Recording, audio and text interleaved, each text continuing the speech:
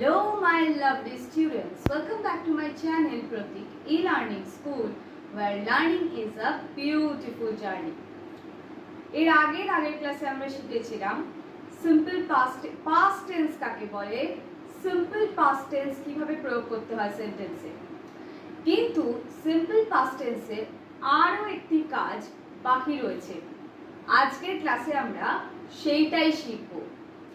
Simple past tense কাকে বলে বা পাস্ট টেন্স কাকে বলে, কিভাবে পাস্ট টেন্সে প্রয়োগ করতে হয়, এক্সাম্পল, স্ট্রাকচার, আমি সব কিছু কিন্তু এর আগের ভিডিওতে দেখিয়ে দিয়েছি। যারা এখনো অবধি আমার পাস্ট টেন্সের ভিডিওটি দেখোনি তারা অবশ্যই আমার প্রোফাইল ভিজিট করে কিন্তু পাস্ট টেন্সের ভিডিও দেখে নিও। আর যারা আমার টেন্সের ভিডিও এখনো পর্যন্ত দেখোনি তারা প্লে লিস্টে গিয়ে টেন্সের প্লে লিস্টগুলো একবার করে চেক করে নিও। আচ্ছা, আজকের ক্লাসে আমরা শিখতে চলেছি হচ্ছে এক্সপ্রেস পাস্ট হ্যাবিট, অর্থাৎ পাস্ট হ্যাবিট আমরা কিভাবে এক্সপ্রেস করব, অর্থাৎ পাস্ট হ্যাবিটকে আমরা কিভাবে সেন্টেন্সে বলবো বা বোঝাবো। দেখো, past tense express past habit. আচ্ছা, আমরা যখন পাস্ট টেন্সে আমাদের কোনো হ্যাবিটকে এক্সপ্রেস করব কিভাবে বলবো, দেখো সাধারণত আমরা ইউজড টু কি ব্যবহার করি, ইউজড টু ব্যবহার করি। এই ইউজ টুটা আমরা কিভাবে ব্যবহার করব, আগে আমরা একটু ফর্মুলাটা দেখে নিই।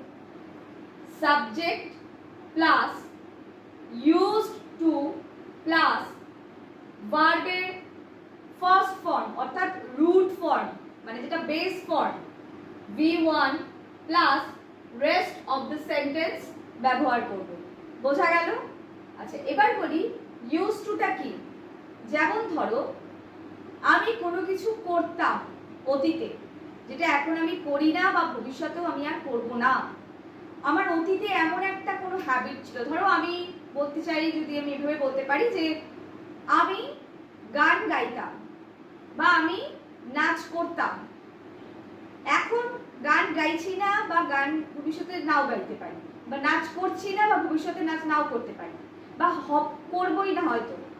সেই ক্ষেত্রে যেটা একদম আর পুনরাবৃত্তি হবে না কিন্তু অতীতে করতাম, সেই রকম কোনো একটা হ্যাবিটকে বোঝাতে আমরা ইউজ টু এর ব্যবহারটা করি, অর্থাৎ ওই হ্যাবিটের আগে আমরা ইউজ টু এর ব্যবহার করব।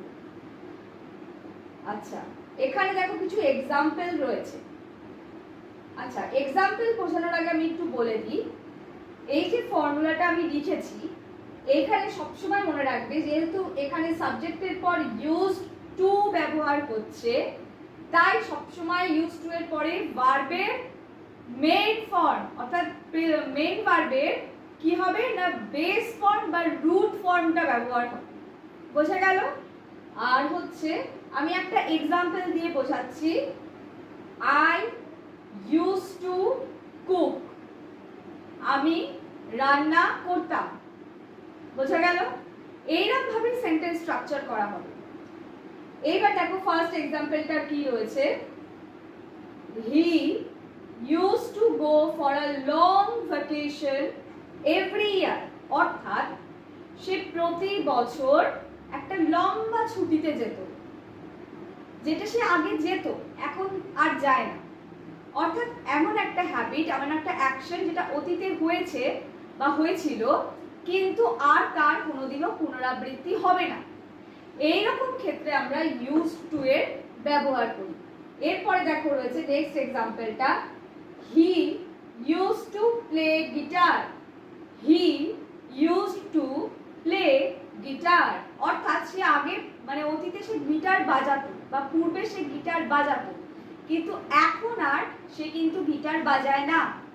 তো যখন একটা অ্যাকশন বা একটা হ্যাবিট যেটা অতীতে হতো কিন্তু তার পুনরাবৃত্তি হচ্ছে না, সেই ক্ষেত্রে আমরা ইউজ টু এর ব্যবহারটা কিন্তু করেছি। আরেকটা জিনিস লক্ষ্য করে দেখো, ইউজ টু এর পরে দেখো গো। আর তোমরা বলবে এটা পাস্ট টেন্স, তাহলে কেন আমরা পাস্ট ফর্ম ব্যবহার করব না মেইন ভার্বের? এটাই নিয়ম। ইউজ টু যখন রয়েছে তখন তারপরে V1 অর্থাৎ ভার্বের রুট ফর্মটাই ব্যবহার করতে হবে কিন্তু। সেই হিসাবে এখানে ওয়েন্ট ব্যবহার হয়নি, গো এর পাস্ট ফর্ম ব্যবহার হয়নি, হয়েছে মেইন ফর্মটা অর্থাৎ রুট ফর্মটাই ব্যবহার হয়েছে। সেম ভাবে দেখো হি ইউজড টু প্লে, এখানে কিন্তু প্লেড হয়নি, মানে প্লের সঙ্গে ইডি অ্যাড হয়নি, শুধু ইউজ টু প্লে মেইন যে রুট ফর্মটা রয়েছে সেটাই কিন্তু ব্যবহার হয়েছে। এরপরে দেখো থার্ডে রয়েছে I used to practice yoga in the morning, অর্থাৎ এটাও দেখো একটা পাস্ট হ্যাবিটকে ইন্ডিকেট করছে, আমি প্রতিদিন সকালে যোগা প্র্যাকটিস করতাম, এখন আর করি না বা ভবিষ্যতে হয়তো আর করবো না। তো সেই রকম একটা অ্যাকশনের ক্ষেত্রে কিন্তু আমরা বারবার বলছি ইউজ টু এর ব্যবহার করি। তাহলে আশা করি ইউজ টু এর ব্যবহারটা তোমরা বুঝতে পেরেছো। এরপর আমরা একটু দেখে নেব এই পাস্ট টেন্সের কিছু কিওয়ার্ড, যেগুলো তোমরা দেখলে খুব সহজেই বুঝতে পারবে কোনটা পাস্ট টেন্স, বা পাস্ট টেন্সের সেই কিওয়ার্ডগুলো ইউজ করে কিন্তু তোমরাও সেন্টেন্স গঠন করতে পারবে। তাহলে চলো এইবার সেই পাস্ট টেন্সের কিওয়ার্ডগুলো দেখে নেওয়া যাক। তাহলে চলো এইবার আমরা পাস্ট টেন্সের কিওয়ার্ডগুলো দেখে নিই। দেখো পাস্ট টেন্সের প্রথম কিওয়ার্ড কোনটা? Yesterday, yesterday. এরপরে রয়েছে আ উইক আগো, আ উইক আগো। তারপরে রয়েছে লাস্ট নাইট, এবার সেটা লাস্ট নাইটও হতে পারে, লাস্ট ডেও হতে পারে, তারপরে লাস্ট ইভিনিং হতে পারে, যে কোনো লাস্ট দিয়ে স্টার্ট হচ্ছে এরকম ফ্রেজেস থাকলে দেখবে বুঝতে পারবে সেটা পাস্ট টেন্সেই হবে। ইউজড টু, ইউজড টু, একটু আগে আমরা ইউজড টু নিয়ে করছিলাম ক্লাস, ইউজড টু। এরপরে হচ্ছে ওয়ান্স আপন আ টাইম, আমরা স্টোরি টেলিং এর ক্ষেত্রে ভীষণভাবে ব্যবহার করি ওয়ান্স আপন আ টাইম, বোঝা গেল? এই কিওয়ার্ডগুলো যখন তোমরা দেখতে পাবে তখন বুঝতে পারবে যেটা পাস্ট টেন্সের কথা বলা হচ্ছে। যতটা সম্ভব চেষ্টা করো এই যে পার্টিকুলার কিওয়ার্ডগুলো আছে এই কিওয়ার্ডগুলো দিয়ে বিভিন্ন ধরনের সেন্টেন্স ক্রিয়েট করার। স্ট্রাকচার তো বলেই দিয়েছি, আরো নতুন নতুন স্ট্রাকচার শেখাবো তোমাদেরকে, তবে স্ট্রাকচার যেটা এখন বেসিক দিয়েছি সেইটা শেখো, ভালো করে বোঝার চেষ্টা করো। শুধু তাই নয়, এইগুলো দিয়ে সেন্টেন্স গঠন করো, এবং ছোট ছোট করে যদি একদম এখনই যারা বেসিকে আছে সবার তো স্টোরি টেলিং এ বা একদম গল্প বলাটা তো সম্ভব হবে না ওইভাবে, কারণ সবাই বলে উঠতে পারে না সবটা। যারা একদম বলে উঠতে পারবে না 3-4 লাইনের করে কিছু কিছু প্যারাগ্রাফ বা 5 লাইনের ছোট একটা প্যারাগ্রাফ কিছু একটা রেডি করো, যেটা পাস্ট টেন্সে রেডি করো, একদম পাস্ট টেন্সের কথা বলো।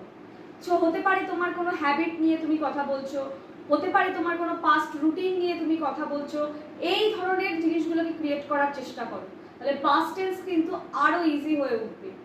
আচ্ছা, তাহলে আজকের মতন এই পর্যন্তই, দেখা হচ্ছে আবার পরবর্তী ভিডিওতে।